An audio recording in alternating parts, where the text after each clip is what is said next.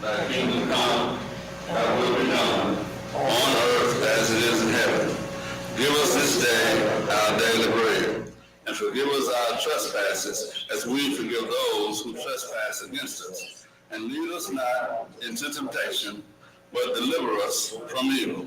For thine is the kingdom, and the power, and the glory, forever and ever. Amen. I pledge allegiance to the flag of the United States of America, and to the republic for which it stands, one nation, under God, indivisible, with liberty and justice for all.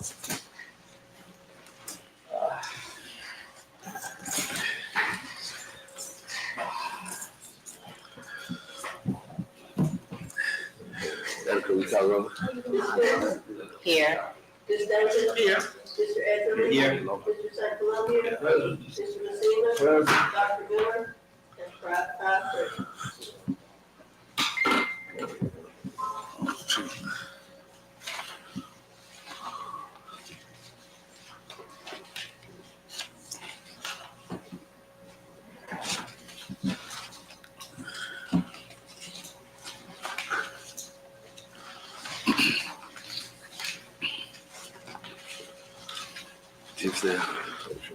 Good evening, Mr. Mayor, members of the city administration, city council, and general public.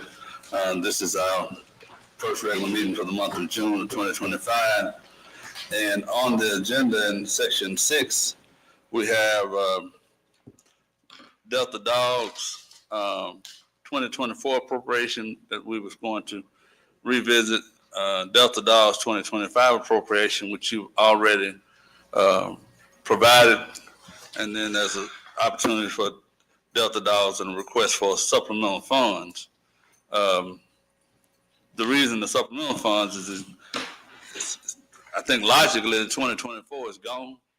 And so if you're going to do something about the 2024 money that was appropriated but not paid, you would be supplemental to the 2025. But how you all decide to proceed with that. And I don't know, Ms. Flork is here.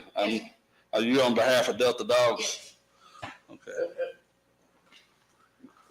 Yes, sir, Mr. At the last meeting, we appropriated the 5,000 for 2025, didn't we? Correct.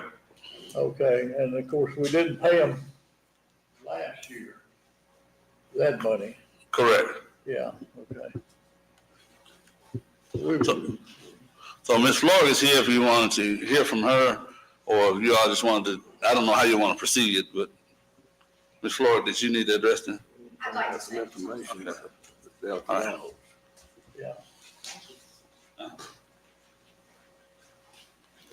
Mr. Mayor, City Council, thank you for letting me talk tonight. We were scheduled to receive the $5,000 that was approved in the July of 2024 meeting. And with that knowledge that we were going to receive those funds, I went ahead and made preparation for the spade interclinic that's going to be June the 17th through the 19th here at St. John's. My initial thought of the cost factor so we could have a free spay neuter was $5,000, and that's what I asked y'all for, and that's what y'all agreed to. In scheduling it and post-scheduling it, I discovered our cost is going to be $8,500. So having counted on that money to be able to at least supplement a reduction in cost as opposed to what this mobile clinic normally charges, to cover it all, we'd need the $8,500 for this event that's going to happen in a couple of weeks. Looking forward, with all the increases in cost in medical supplies and in being able to schedule again, the cost for 2026 is looking closer to $10,000. But it is a 3-day clinic, and we do anywhere between 90 and 100 animals. And we use volunteers to help us do the grunt work, the hard work of recovering the pets and getting them up and down those steps at St. John's. Of course, I'm going to need a wheelchair after this. But it is the biggest chance that we have to make the biggest bang for our buck, for sure, in 2 weeks, because we hope to do 90 animals then. over 3 days. So for sure, we need that 5,000. And I would ask whatever supplemental that Mr. Valley was speaking of, I would like that to be the other 3,500. I know this is kind of late in the game to be asking for this, but if we're able to do this for free, the impact on our impoverished community and the people who live in the county around us who could possibly use some of this help also. It's open to everybody, but the majority of the people who've already scheduled live in Helena-West Helena. And our greatest need is for the animals that I see and Leslie sees on a daily basis, that I bet we've got 12 pregnant females walking around the streets of Helena right now, which you can count on. No dog in Helena ever has less than 5. So we're looking at another 100 animals, depending on if they all survive or greater. That'll be coming up in the next 6 weeks or so. So what we do with these spay neuters is the biggest impact we can make on our animal stray problems that we have, cats and dogs. We're doing cats and dogs.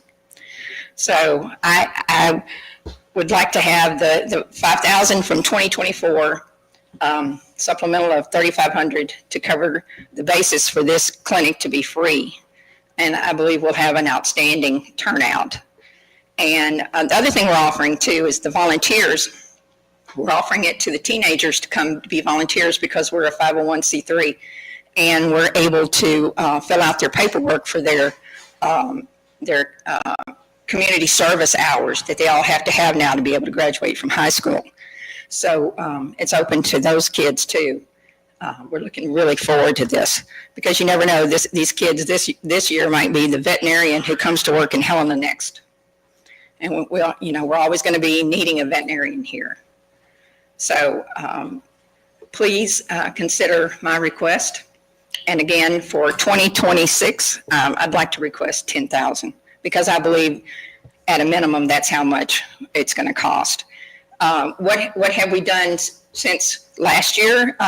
Mr. Valley had asked, along with the help of the Bissell Corporation, we helped, the Clarksdale unit came over, a mobile unit from Eureka Springs came to Helena, and we were able to do 75 cats and dogs right after the first of the year. Those are not available to us for the rest of this year. And we're able to use Bissell coupons, which Dr. Pittman is kind enough to go along with us on. And we've been able to do 18 animals since the first of the year using the Bissell coupons here in Helena. And we've done another 10 in Wynn, who also was a part of the Bissell program. So we're making strides, but to hit this number of animals, 90 animals, cats and dogs, would make a huge dent, I hope, in the population of stray animals here. And for people who love their animals, who feel like they're family members, but there's just no money to put aside to get their rabies vaccination and to get their spay neuter done. So thank you for listening to me and hearing my plea, and I certainly hope you're able to help us. Thank you. Yes, sir. We at our last meeting, we appropriated the 5,000 for this year. Have you received it yet? No, sir, I have not. Okay. You'll be receiving it soon, I assume. Okay. And you're asking us now for $3,500 more dollars? Correct. Supplemental. Right. Y'all do a fantastic job. I love animals myself. I live with a German Shepherd and a kitty cat. I understand. I've got both a cat and a dog. And of course, I love my animals. And I have chickens too. I raise chickens. But I don't see how you do it with the little money that y'all have. And I admire you for what you do. Thank you. Thank you. Thank you for your services to our community. I'd like to make a motion to this council, if I can get my snickering friends across the aisle to endorse me, to go ahead and give the 5,000 from last year and approve the 3,500 for additional for this year. So that's the motion I make for the Delta dogs. I second it. Okay? Mr. Secretary makes a motion to give Delta Dogs $3,500. Mr. For Messina this year second. and Yeah. 5,000 for Yeah. last year that we didn't give. And Mr. I'm sorry, did you say, Mr. St. Columbia, that y'all had approved 5,000 for 2025? Yes, And, we've already needed- approved that. okay, We're so, gonna, all right, so I amend my request then to get the full 5,000 for 2025 and the 5,000 we didn't receive in '24. yeah. My So- motion is to give you the 24 that you didn't get and give you an additional 35 more for this year. We've Okay. already issued Okay, and that, 5,000, okay, approved it. It hadn't been given to you yet, but we've already approved that. okay, So, We just got the contract, so Sir? they just now have a contract ready to sign. Okay. So so that's my motion. okay, thank you. she's asking you, would you amend your motion? Is what she's asking you. The amendment would be to receive a total of 8,500 for Yeah. 2025 and Yeah. 5 for last year. Since it hadn't already been written, can we do that? I just sign checks. You have to ask the clerk and the treasurer. Yeah, I think so too. No, but, okay. So any questions? The only concern I have about that, and I don't mean to be disrespectful at all. The thing is if we had 2 mobile clinics come and they provided services, you said that was for 2024. And although we had said that we would have a contract with you all in 2024, it was not completed until 2025, recently. And so in light of the financial struggles we are already having in all the areas of city government, I personally don't have a problem with us making good on what we committed for 2025.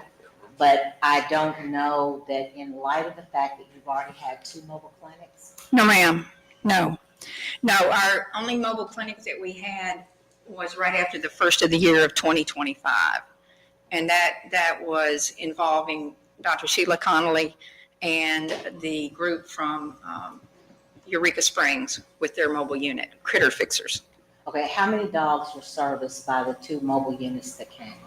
The 65 cats and dogs. Okay. And so, like I said, anyway, I have no problem with the 2025, but I don't know that because of the fiscal issues we're having now, that I would be in favor of going back and pulling forward 2024. Well, we attempted to collect the 2024 from 2 weeks post your July vote until the end of the year without success through the city attorney. And with multiple phone calls to Mr. Valley and emails to different people, trying to get that facilitated, and it just didn't occur. So we booked this with the understanding that that 24 money was coming to us to be able, and the whole point is not, we're not going to make a nickel on this. And I know everybody thinks that we save dogs and we sell them and all kinds of other crazy stuff. But this was simply to make it as user-friendly for the people who need the help here in Helena to be able to get their pets spayed and neutered. And with a $5 rabies. And so you can't do any better than that. And we hoped to have enough money with that 5,000 for it to be free. But their cost had gone up and it's going to go up again. And that's the reason why we were hoping to have the increased funds. Yes, sir. Yes, ma'am. I came on the council about 4 months ago. Where is our dog facility? We don't have one. We don't have any animal control. And the people that we're giving, these vaccinations to, are these stray dogs, or are these people who own their own dogs that can't afford to have? The majority of them are people's pets, yes, sir. And some of the ones that have been rescued over the course of time, pregnant mamas, animals that have been involved in trauma, either through being hit by cars or having mean owners or whatever, that we've worked with to help save them also. And this is along with working with Leslie Galloway's program too. So that my numbers do not count what Leslie has also done for the community. But we're the only game in town, the two of us. And so the way for us to be able to forge ahead and continue to keep the stray animal population in check, or the families who love their pets but just don't have the funds to take good care of them. That way it would make them safer for the community and safer for the health of the animal. Y'all do a remarkable job. I compliment you on the job you do, and I don't see how you do it with so little money, I'll be honest with you. They're nonprofit. Um, They're nonprofit. Nonprofit usually means no funds.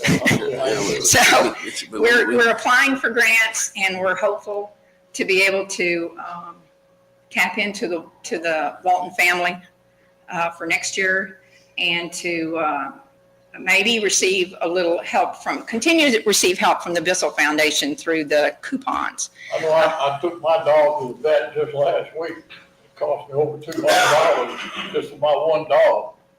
So, Myself, all the shots and everything. Sure. I do. and so just to give the basic requirements for what's accounted for the state, the rabies protection is a state law. Yeah. And so all of these animals that go through this clinic in June are going to have rabies or have had to show proof of rabies already for this year, because they're not going to let them get out of there without them being compliant with the law in Arkansas. So that way, that's a nice guarantee too, to have all the cats and dogs, because it's required for both, to be sure that those animals are safe in their homes and in their communities. I think as a community too, we need to have a very serious conversation about the violent dogs as well. And I know that's not for tonight, but after watching that young lady being drugged all across the street, this was a couple of months ago. Right. I think that as a community, and I don't know how we would address that. With the young lady, and that is her owner, sick the dog. But you have a lot of violent dogs. You got, in the city is doing the best it can with the help of the police department, but we have a lot of issue with dogs. And I understand this Floyd said this spray and neuter, but you got dogs all over. And we like many other cities. You all know we had a dog pound. You all know what happened with it. We had some certified guys who were dog catchers, and that didn't work out. Miss Floyd was our animal controller one while. So the first thing that we need to do is what I'm doing, getting a handle on our finances so that we can be able to do this, something like this. But right now, this is on the floor. The motion's on the floor. Y'all handle this, but I'm telling you, we are working on our finances. So whatever you all do, whatever you all appropriate, that's what you all appropriate. But I'm saying from this table, we're working on our finances. So whatever you all do is what you all do. So any more discussion? Madam Clerk? How much are we voting on? What are we voting on? 5 from 24, and 3,500, and 5 from 25? Is that what you're doing? We already approved. Yeah, but I mean, are you gonna do 5 from 24 and then 35? I just thought 35, just the extra 35. 35, okay. Yeah. What was the motion? Mr. St. Columbus, we already gave her the 5, so I guess what he was doing is reiterating that and want to give her $3,500 now because she said she needed that. The 5,000 we didn't give her last year, we're gonna give her. Oh, That's my motion, to give her So I'm thinking 5,000 from last year. Go ahead and give it to her. We owe it to them, we didn't give it to them last year. I don't know. Yeah, but I mean, 3,500 that she's asking. Yes, sir. For addition. Correct. So my motion is to give her the 5,000 that we did not give them last year, go ahead and give it to her this year. And adding 3,500 to this year's, Maybe 8,500. that's my motion. There it is. And I second it. We know you did. Ms. Davis? No. Mr. St. Columbia? Yes. Dr. Miller? Mr. Messina? Yes. Mr. Etherly? No. Ms. Miller? Unfortunately, no. Dr. Miller? I have to abstain because I came in late. Yeah, 3 noes, 1 abstention, 2 yes. So she'll get her 5,000 from 24, like 25, and then, but not the 3,500. So did it pass? No. No, it did not pass. So, I'm sorry, let me make sure I understand. You've already did your last meeting for the 5,000 for 2025. We are going to receive the 5,000 from 2024, Yes. but not the extra 3,500. No, but it's 25. Oh, just 2025. And then not the 3,500 or the 2024. Just 2025. That's what they decided to do. Hey. Can you tell me when we'll have it? Because I need that for this. If you could bring me the signed contract with Crowley's name on it, I have it on my desk. You have the contract on your No, desk? I have the check. I sent you the contract to get Ms. Crowley's signature on it for it. Oh, I didn't see you send it to me. You sent it, emailed it to me? Again. Okay, all right, thank you.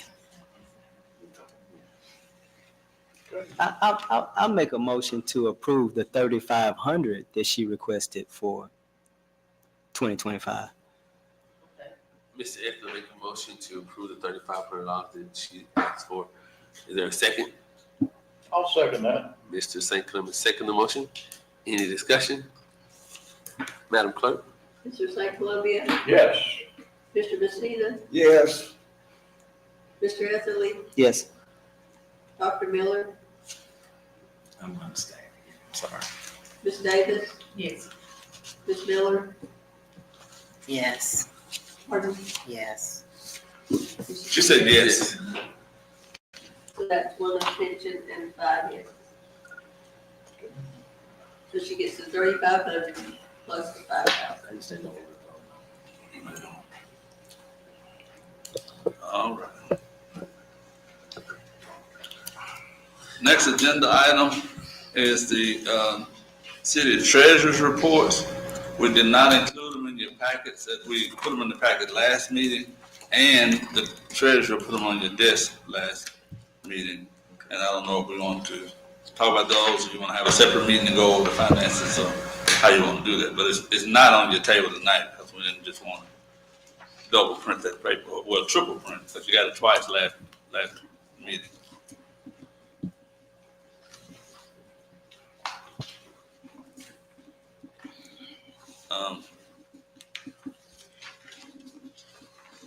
Then after that, we have the minutes from 3 prior meetings, starting on page 13. And I haven't viewed them closely, but I guess I could. Page 13. So on May the 6th, it says that we met and all members were present, and that you approved the minutes of April 15th, 22nd, and 29th by 4-0 vote. We reappointed and appointed members to the Port Authority. We reappointed Mr. John McClendon, Bishop Leroy Carter, Mr. Bobby Bell, Mr. Tyrone Staten, and then the new appointee was Mr. Wes Horner, replacing Dr. Todd Stewart. And that was on 4-0 vote. Then we had a base pay ordinance that was passed by a unanimous vote of 6. The the motion placed on third and final reading, the ordinance itself, and then the emergency clause were all unanimously adopted. And Ms. Ruthie Pride made a presentation that the council was to review and discuss at the next meeting. And Bill Miles made a presentation on a tiny house that was deferred to the planning commission. Then on the 13th, we met with all 6 council members. There was a proposal to renew the John Deere Moore lease, and that was approved 6-0. The administration proposal to reduce payroll expenditures. So that was a motion to require overtime be approved by the mayor and the city council. 5 yes, 1 abstention. There was a resolution for financing repairs for police, street, and sanitation. And that was unanimous, where the mayor was authorized to go and speak with the bank and negotiate a contract. Then on May the 20th, we had a meeting with 5 present on Friends of the Delta Dog. By a vote of 5-0, we appropriated $5,000.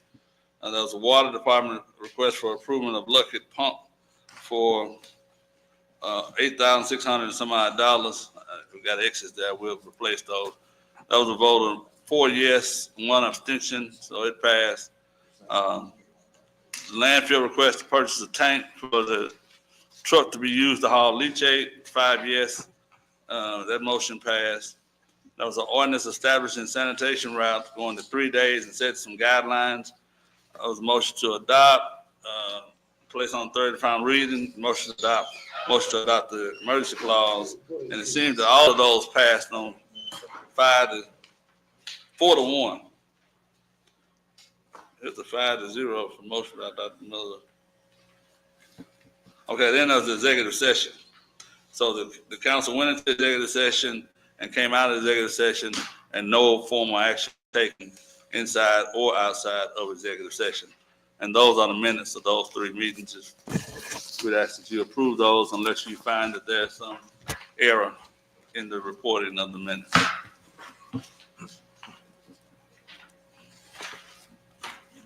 I move that we approve the minutes from May the 6th, May 13th, and May 20th. We say we would to accept the minutes as printed. Is there a second? I second. Dr. and Mrs. Miller, second the motion. Madam Clerk. All correct. Yes, I agree.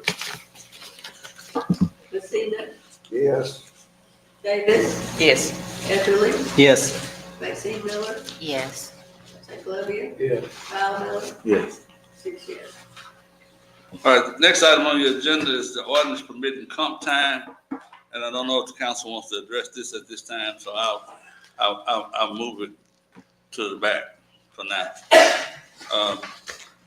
Following behind that is the overtime report for the month of May for this side of the city. That is without the water department. And so if you look on page 28, we composed what we believe is a report of taking the April and the May numbers and comparing them one to the other. In the administration department, in April, overtime was $4,786.32. In May, it dropped down to $441.88, almost 91% drop. In the fire department, in April, it was $15,916.90. It dropped in May to $13,164.10, about a 17% drop. In the landfill, it was $5,970.47.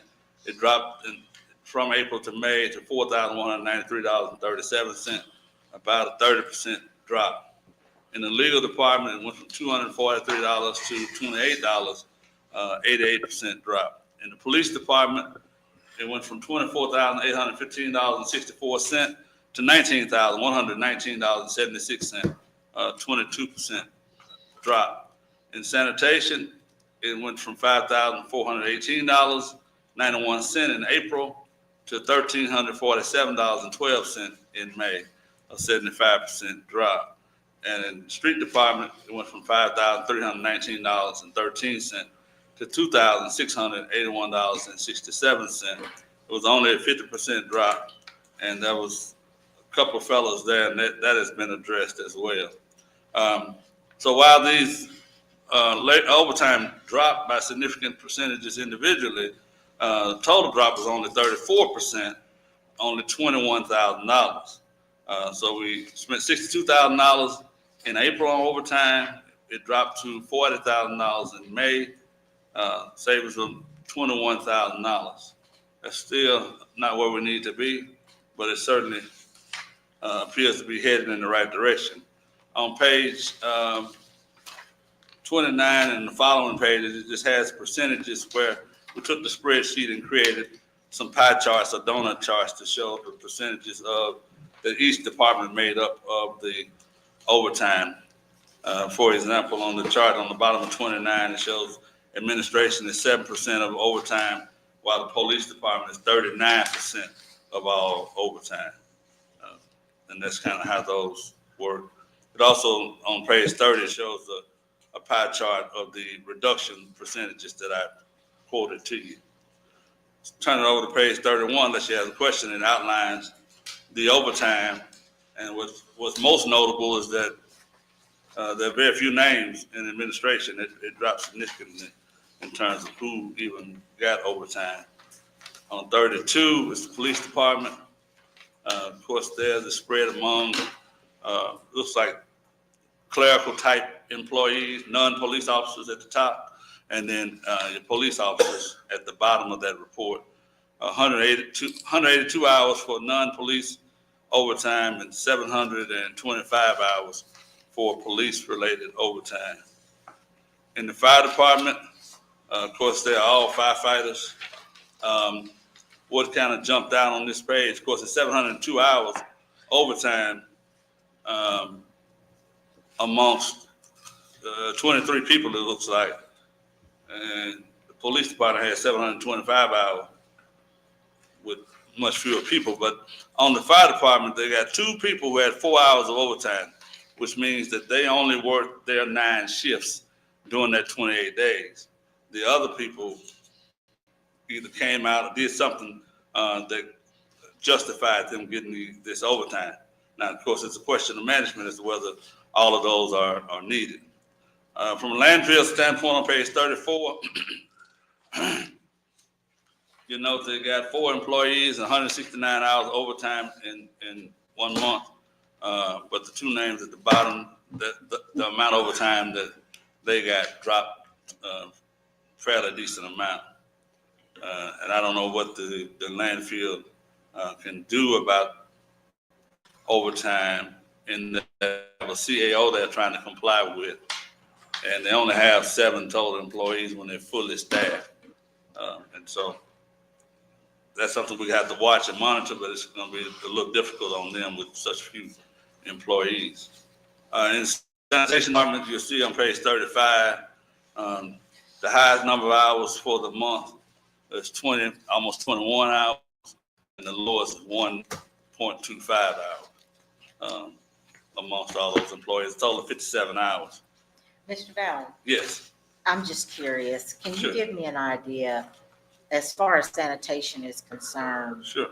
and even with street, can you give me some examples of what would constitute a need for overtime? Sure. On the guys that are working, some of the overtime is driven by, at one point they were working longer than more than 8-hour days. Of course, you know, we, in the street, that one's a little bit easier to easily eliminate. We just bought a new truck, the knuckle boom truck, the grapple truck. So we got 1 truck running the whole city, the whole route. We're trying to get a second one up, but you know, it's in the shop in Memphis. And so they had been doing 10 to 12-hour days before you cut the overtime completely, because they still can't keep up, but it's trying to keep up by doing that. But they have been both sharing the truck. We only have that 1 truck as well. The overhead loader guys, the front end, the commercial trash to the extent that they had overtime and it was justified, would be that the truck got full, they had to wait at the landfill, or they couldn't get to some trash, had to go back and get it later because the gate was locked, or they didn't have access to it, or something of that sort would delay them in completing their route, especially on the Monday and Friday. Those are the longest and largest routes in the commercial. And so there have been days when the landfill was actually closed. And so what they would do, how do I say this without saying it? What they would do, the landfill closed, so they take the trash to the sanitation shop, right? And they offload it. And then the grapple truck, the limb truck, comes and picks up that trash and loads it into dumpsters that Sunlight Services has put on the yard to, it sits there until the landfill reopens. So then Sunlight Services takes it to the landfill. Because otherwise, we wouldn't be picking up anybody's trash because our truck is full and we can't pick it up with the truck full. And so there's some delay in what they're doing and waiting and coordinating, getting it done, picked up, and they move, go back out on the route. That's some of it. That's not all of it. That's probably, and some of it, sometimes the truck breaks down holes, not the new trucks. We haven't had, as far as I know, hoses that break, but we have hydraulic hoses that break on these trucks all the time. Trucks, tractors, track hose, all of them. And depends on how quickly we can get to Napa or to Brown's Equipment or whoever makes the hose fitting and get it, the hose made, back to the shop, mechanic put it on, and then back in service. And sometimes they're waiting 10 minutes, 20 minutes, sometimes they're waiting an hour, sometimes longer than that. It just depends. Or this week, that one-arm truck that goes out and grab, one of the arms broke. And so we had to get it welded, and the guy came to weld that back together and put it together. So downtime sometimes causes them to be there longer than they would ordinarily be there. Yeah. But today I was out there, seemed like before lunch, and they had finished the route. So There's just such a big jump between some of these employees and one of these employees in terms of overtime hours. And so I just wonder. right. And so what we believe is based on the meeting where the council, starting with Alderman Etherly, went through and pointed out the flawed way of overtime was being approached. The mayor did his thing, so to speak, and kind of laid down the law that we're not going to have overtime, we're not going to have excessive overtime, we're not going to have people abusing overtime. And so then I think also some of those people thought Mr. Etherly was talking about them in particular, so they didn't want their names called. They didn't want to be on the list. And so, you know, it says sunlight is the best disinfectant. And so the fact that you're bringing sunlight to the overtime process, I think it helped with some of those people who may have been abusive or borderline abusive with the overtime. Yeah. Thank you, Mayor. I appreciate that. And so I won't necessarily go through every page, but that's kind of how it has trended. But since I'm flipping the page, you got the report from the water department. And this is your first seeing it, and I hadn't gone through it in much detail. But starting on page 40 is January to March to try to give you the same comparison that you had for everybody else. And so this may be something you want to look at and come back to at the next meeting. But that's what the report's got. January to March, and then it has April, and then it has May on your overtime. And typically your operators, that is your plant operators, and that's Mr. Oscar Donaby and Mr. Will Strada. They work literally 7 days a week. So they're going to have some overtime. Now, the question is how much it should be properly done, but they're going to have some because they have to go and take samples and do tests and do different things at the water plant every day. So until and unless we hire somebody that gives them a break on weekends, they're going to have, Oscar and Will are going to have some level of overtime. When Mr. Murdoch was here, we met with them and kind of changed some of the way they were doing the documenting overtime, because it seemed a bit excessive at that time. Now, these other people getting overtime is going to have to be based on work they're doing in the field. Your office will get an hour or two a week, depending upon billing cycles and things of that nature, cutoffs or collections and things. But other than that, it shouldn't be much. So like I see right here, a name in the middle of the page on page 40 has 7 hours in a month, and that's probably a little over an hour a week.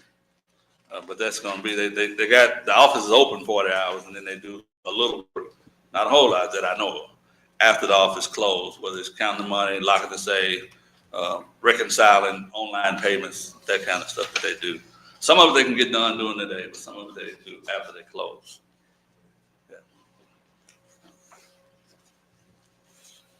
Yeah. In the water department, I had a constituent ask me, and this probably may not be part of this, but does the water department close for lunch? I think they close for lunch on Friday. Okay, but that's only on Friday. On Friday. They take staggered lunch Monday through Thursday. So it's open from whenever the open hour, I don't know, it's 8 or 7:30, 9. Whatever the open hour is, they open from there to 4:30. And then on Friday, we close at 4 on Friday, and they take a 12 to 1 lunch. But it's only on Friday. And that's kind of gives them opportunity to go to lunch together for semi-office retreat type thing. But it's off the clock. All right, so if y'all have any questions about that, if you do, I'll try to answer. If you don't, we can come back to it because I know you just got it, this overtime report. The next thing I'm going to go to that you probably got some calls, or we were getting some calls about, starting on page 50. Roosevelt Collins sent a letter out. A letter was sent out, signed by Roosevelt Collins, basically apprising the commercial customers that we're losing money on commercial waste collection. And I fielded about 3 calls, which it seems substantial, at least just listening to them.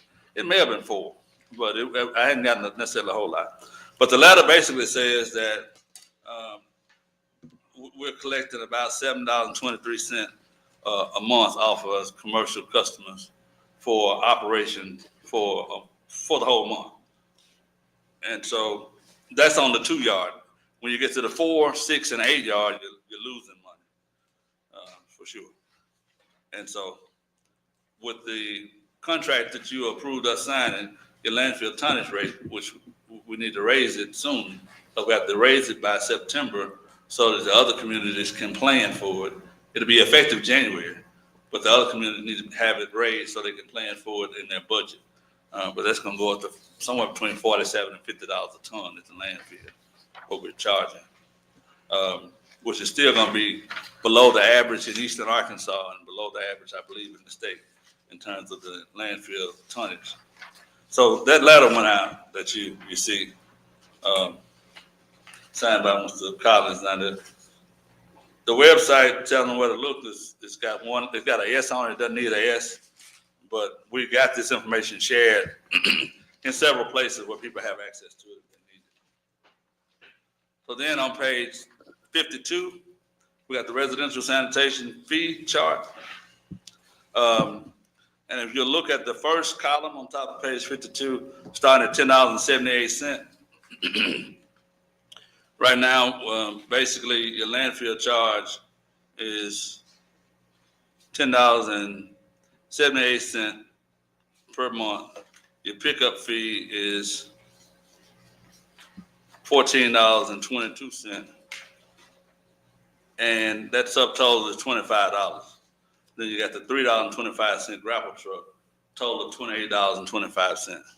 So for the trash to be picked up at somebody's house, they're paying $3.28 toward the sanitation portion of that per week.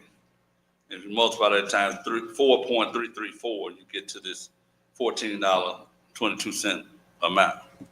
And what's suggested down here at the bottom is a gradual take it up to $33 and then up to $38 over some period of time.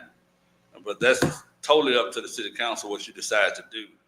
but it's critical that you understand that pick up weekly is what we're using to fund your sanitation department. Because that other money, landfill charges for your tonnage. So although they're paying $25, we are using $3.28 out of that $25 to fund the sanitation department. We're using $3.25 for the grapple truck operations.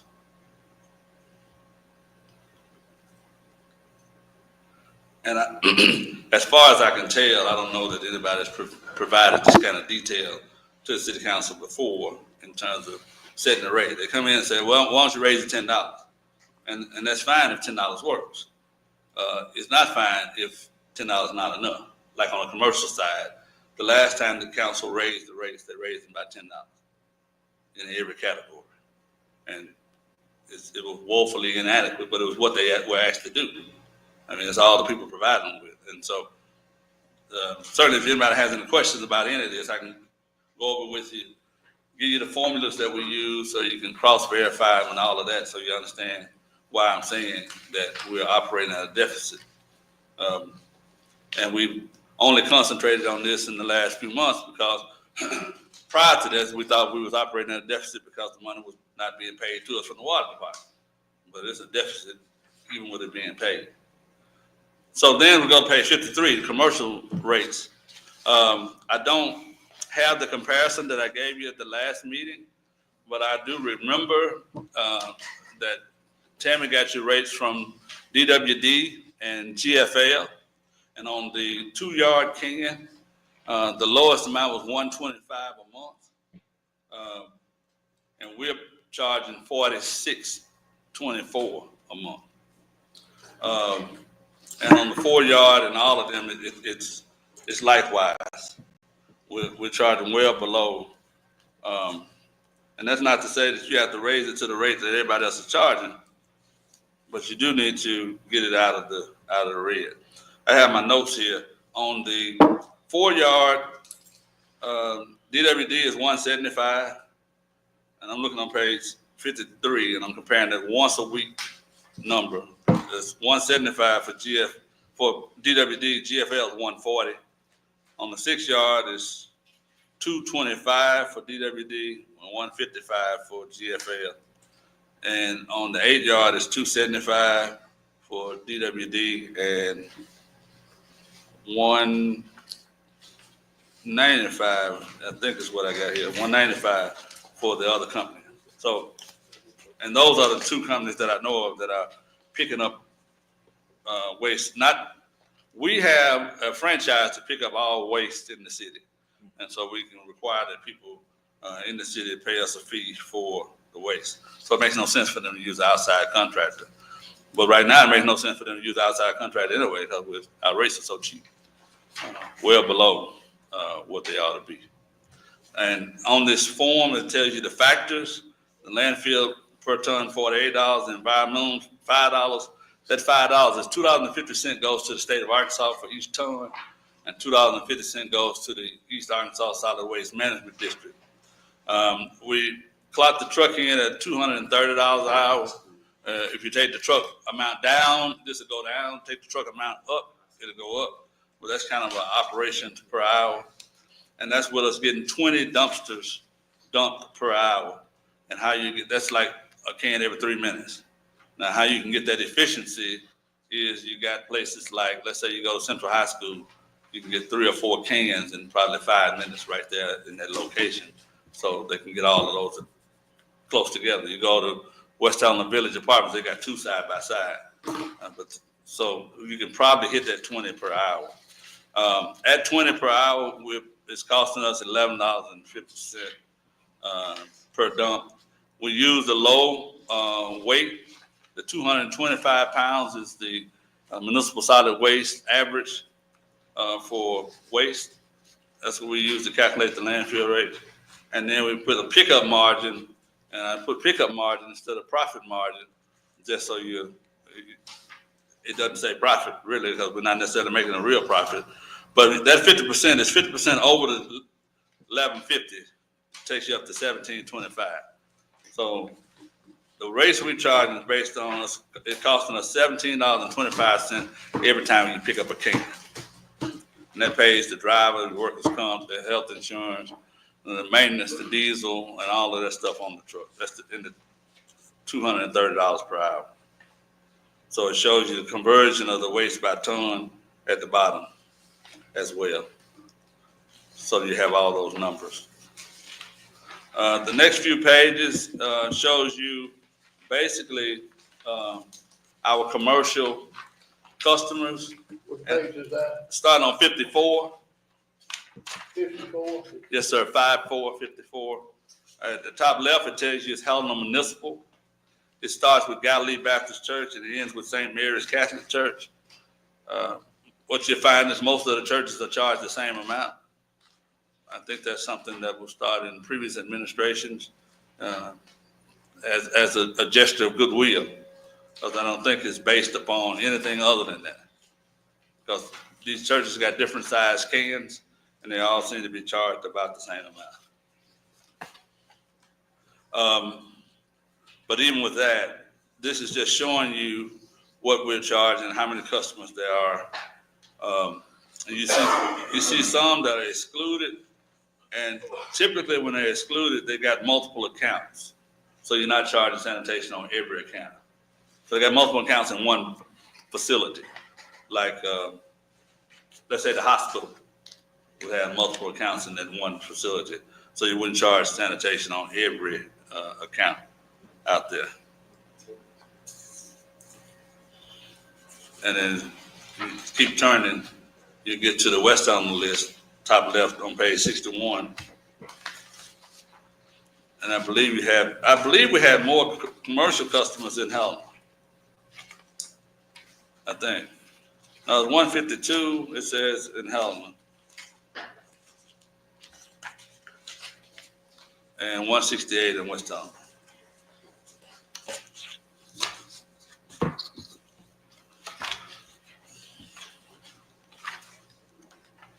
Then the next few pages, starting at page 65, of your sanitation route map. We were able to create a colored map. And when we put the data in, we found that Route 1, which would be Tuesday's route, is the smallest in terms of the number of people.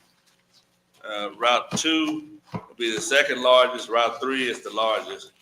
But it has a few hills, and so we're going to try to make sure that it works. If it doesn't, we'll add some more to Route 1.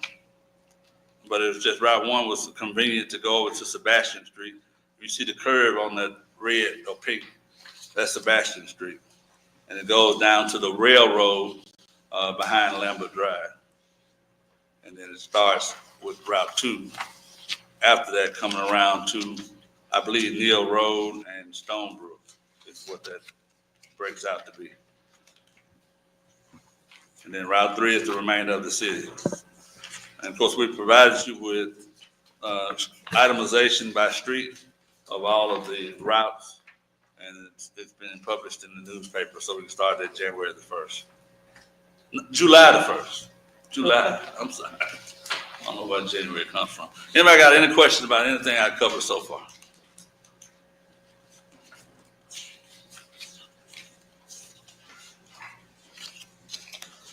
So the mayor's not in the room. We got a police department announcement, so we'll come back to the police department announcement since we're moving with dispatch through this.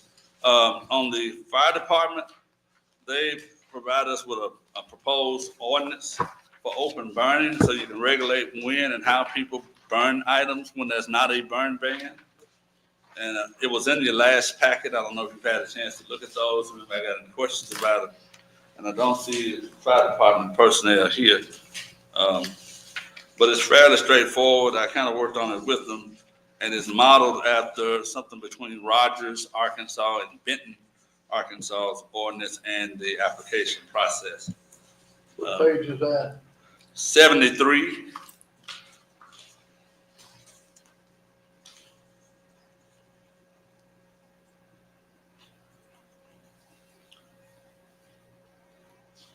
It basically sets a limit to the size of the fire how much space must be between the fire and any other structure. It has to be away from power lines and things of that nature.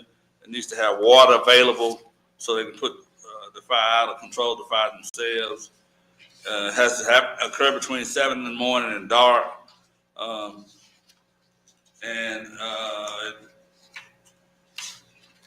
It says the fire may be maintained in containers approved by the fire department, not less than 15 feet from a structure.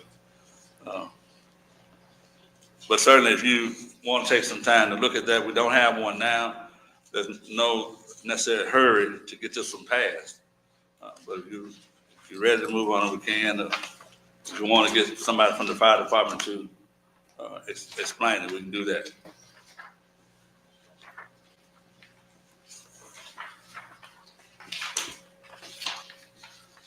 All right, the next 20-some pages, a bunch of them, is really for you to, from page 79 to the end, let's just say that. It's about fire departments.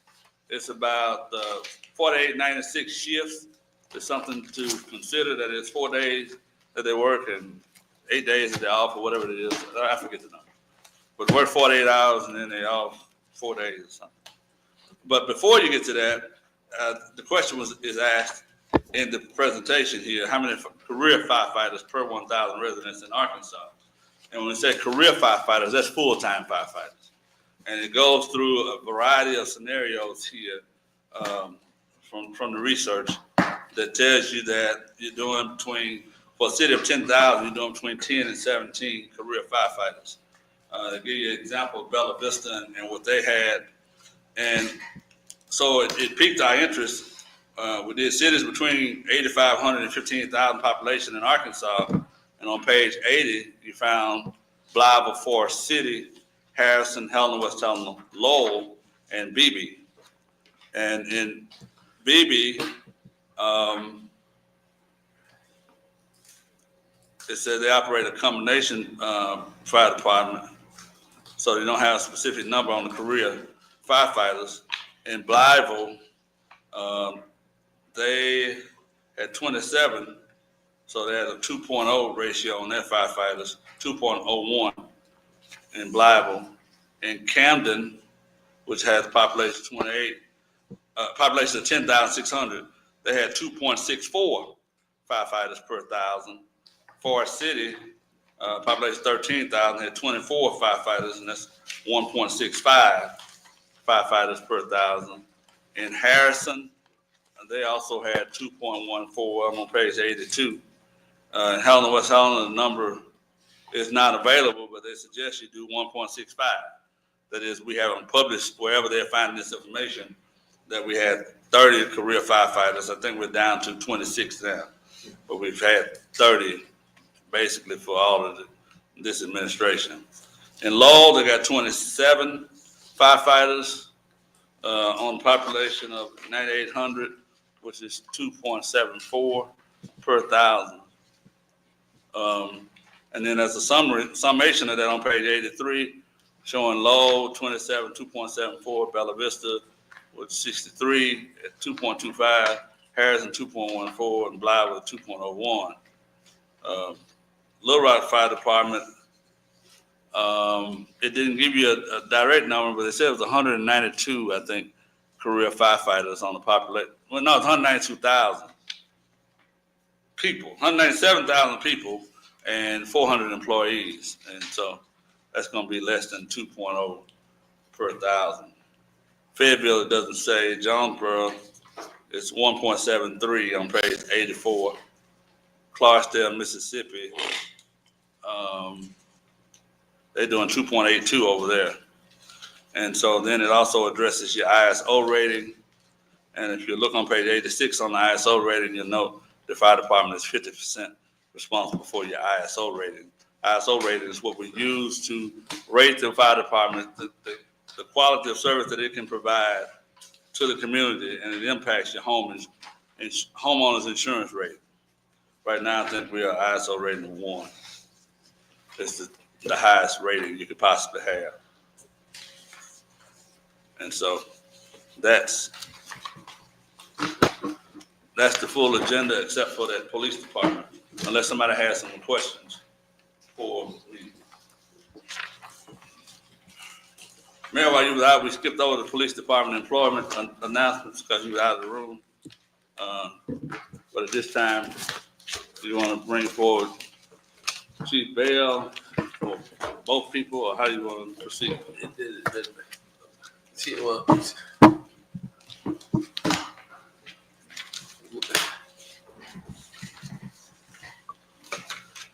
ladies and gentlemen, Chief Bell will be retiring. And, Chief Bell will be retiring on Friday. Chief Bell recommended that we get to, and I'm agreeing with it, that we get Officer Quindarius Sanders to be our chief of police. He's young, military background. He can tell you more about himself, but he will be good for our department, to lead our department in a new direction for this community. I think that, the people gave me a chance as a young man, and I think that we need to have, Chief Bell will be around and needed. Chief Bell made it clear to me, but I think it's time for us to, Chief Bell is retiring to be somebody that we feel that can do our department justice. Chief Bell has done a lot. When I came in, I thank Chief Bell for his leadership. If I can say one hell of leadership, I appreciate you for everything you've done for this community. And I think, at retiring from how long in law enforcement? 40 years? 44. 44 years in law enforcement. I think that's something good. And so, Chief, you can say, step in. Yes, to Mayor, City Council, thank you for the opportunity to come back to serve our community in the capacity as the Chief of Police. One of the things that I've always wanted to do was to end my career where I began it at. Of course, I retired in 2007, went to Mariana, and then went to Marble, and made attempts to come back and was unsuccessful. And when you gave me the call, I was elated to come back, and I just said the Lord has answered my prayer and allowed me to come back and to finish and to just close the doors of my law enforcement career. It's been rewarding.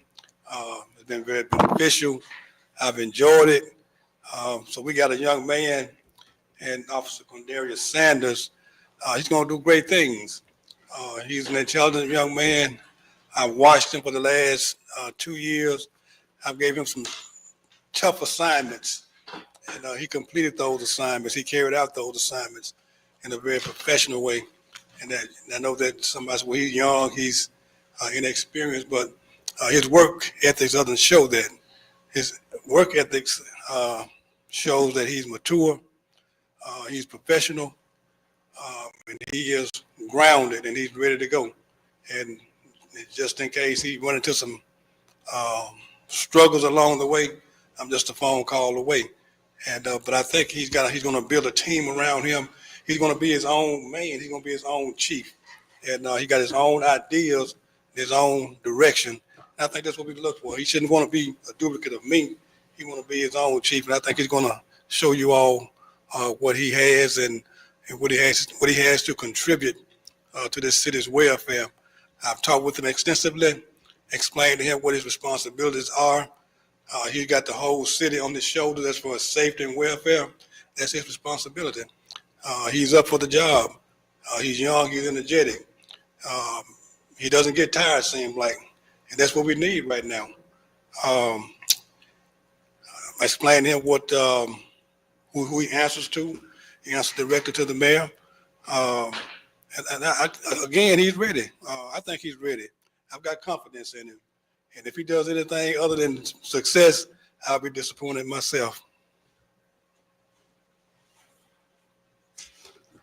Good afternoon.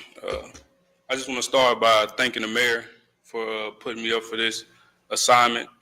I just have a little message that I want to put together for you guys. I'm grateful and humbled to have been selected as the next chief of the Helena-West Helena Police Department. I embrace this opportunity to work with, learn from, listen to, and engage with everyone. My dedication to this department is relentless, and I vow to show the community that we will be your partners in community service to prevent crime and promote the safety and well-being of all. Coming into this new position requires a transition and learning period. As a part of this transition, I will engage with every police officer, council member, community leader, and neighboring law enforcement partners. Guided by the pillars of the 21st century policing and our shared commitment to the city and its residents, my team and I will gain an understanding of all issues and come up with strategies to address those issues and better serve our community.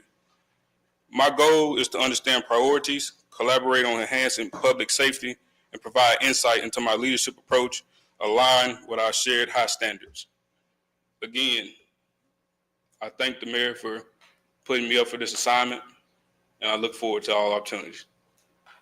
Would you tell the council a little bit about your background? Graduated from Central High School in 2018. I joined the Army, Arkansas National Guard at 17. I'm currently still serving. I have about 8 years, currently hold the rank of sergeant. Have a background in IT, so I'm pretty hands-on with a lot of this technology that I plan on putting into the police department. I have open ears for anybody, so anything that I can learn, anybody that I can listen to, I'm all ears. So I plan on leaning on my military background for this because we are a paramilitary organization.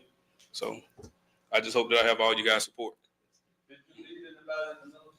Yes. At any given time, I'm leading probably 20 to 50 troops.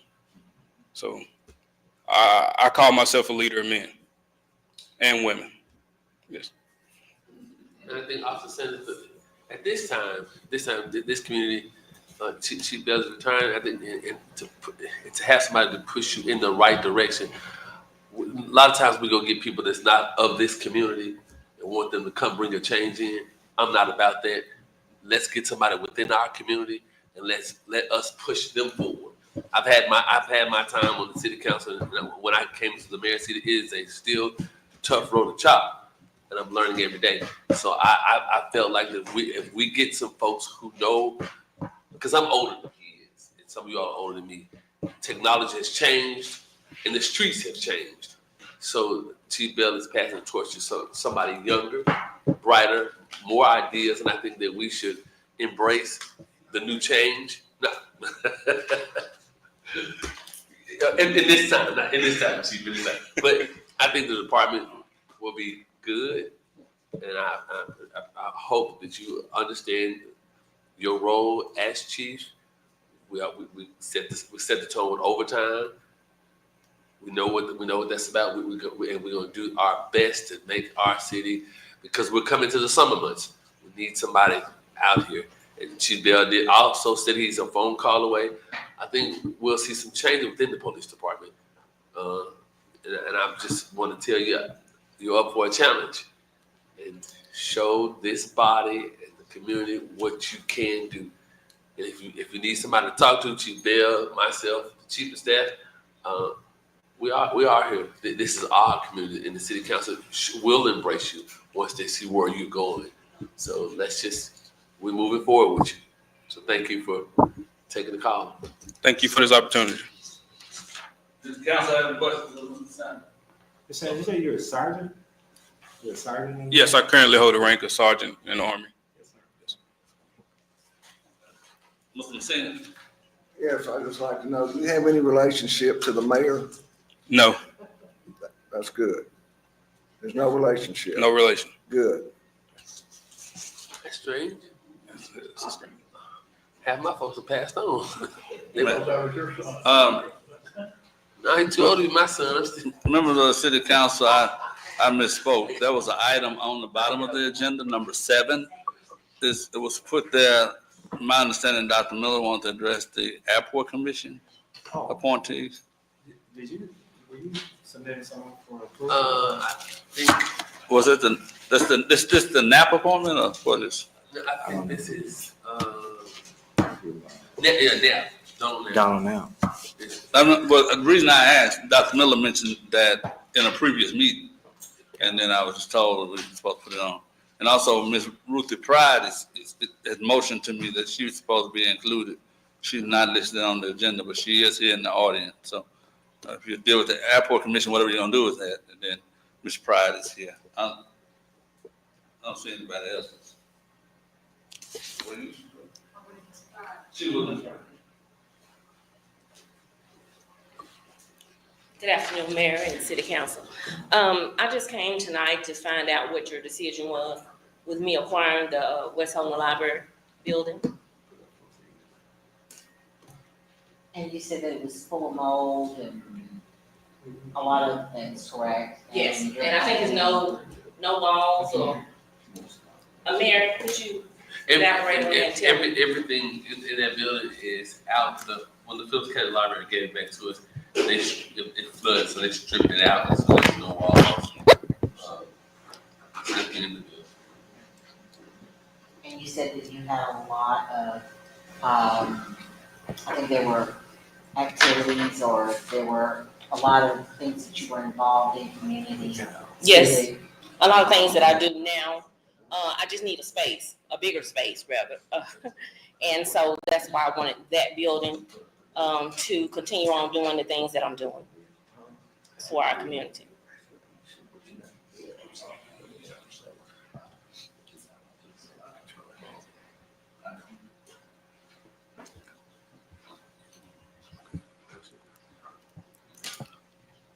Ms. Davis.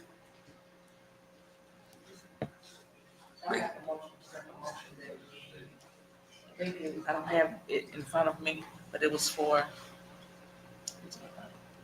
What's the library?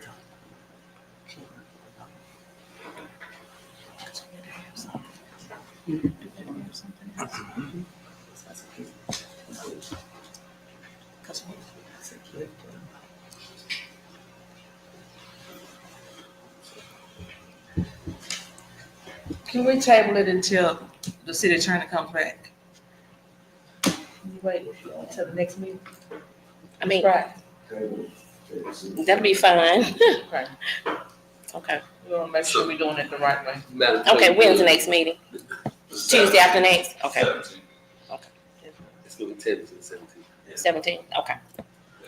All right, thank you. Thank you. On the 17th, just as a reminder, in addition to Ms. Pride, we make sure she's on the agenda. You got public hearings before the council, and your attendance is not required, but it starts at 5:30. Two different things you're doing. One is the rezoning of some blocks on the south end of Sam and Marengo. Somebody's trying to build a triplex or something over there. Instead of a duplex, it's 3. And then you have the public hearing on island annexation that you set several months ago. It should be in the paper tomorrow for the hearing on the 17th. It's gonna be on the 17th. Starting at 5:30, and then 5:45 for the second hearing, and then 6 o'clock is your council meeting. Or the council meeting may start, it starts whenever the public hearings end.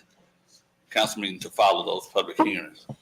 I don't think there was anything else. Now, Mr. St. Columbia, you mentioned earlier that some people were snickering, and I think part of that was, you growing chickens in the city limits. That was the last, thank you. You growing chickens in the city limits. My backyard is the back. of the city. Yeah, the back is in the county, but the chicken's in the city. Mine. It's in the county. I move we adjourn. So that was the last, Mr. St. Columbia. That was the Snickers that you were addressing earlier. Did you want to deal with Mr. Knapp tonight?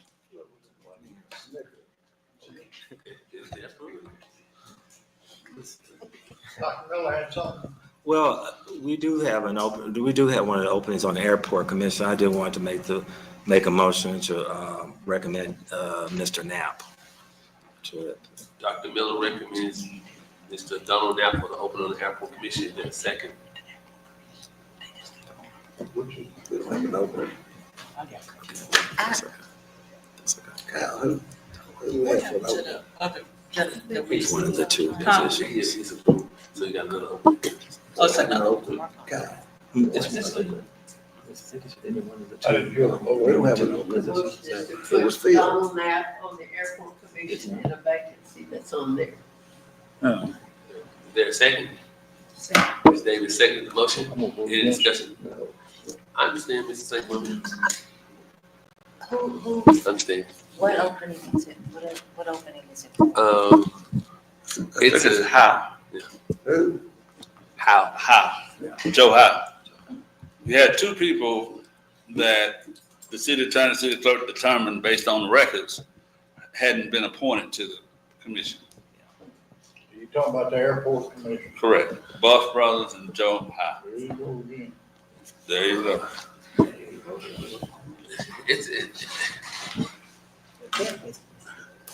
Madam Clerk, any discussion? All right. Dr. Miller, Yes. Mr. St. Columbia, No. Ms. Miller, No. Mr. Etherly, Yes. Ms. Davis. Yes. Mr. Messina, No. I have 3 no's and 3 yeses. Man.